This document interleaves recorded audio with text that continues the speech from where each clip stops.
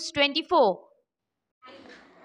আজ 17 তারিখে ব্যারাকপুর এসডিও অফিসে ড্রাইভিং লাইসেন্স সাসপেনশন সংক্রান্ত একটি গণশুনানির আয়োজন করা। উৎসবের মরশুমে যে সমস্ত গাড়ির চালক কল্যাণী এক্সপ্রেসওয়ে এবং সংলগ্ন এলাকায় মদ্যপ অবস্থায় গাড়ি চালানোর জন্য অভিযুক্ত হয়েছিলেন তাদের বিরুদ্ধে ব্যবস্থা নেওয়ার জন্য ব্যারাকপুর ট্রাফিক পুলিশের পক্ষ থেকে জেলা পরিবহন দপ্তরের কাছে আবেদন জানানো হয়। পরবর্তী সময়ে এই শুনানিতে সরাসরি অংশ নেওয়ার জন্য অভিযুক্ত চালকদের নোটিশ করে হাজিরার নির্দেশ দেওয়া হয় ব্যারাকপুর মহকুমা পরিবহন দপ্তরের পক্ষ থেকে। প্রথম পর্যায়ে আজ 21 জন চালকের মধ্যে 13 জন উপস্থিত ছিলেন। শুনানিতে তারা প্রত্যেকে নিজেদের অপরাধ স্বীকার করে এবং অনুতাপ প্রকাশ করে ভবিষ্যতে তারা এই ধরনের অপরাধ থেকে বিরত থাকবে বলে অঙ্গীকার করে।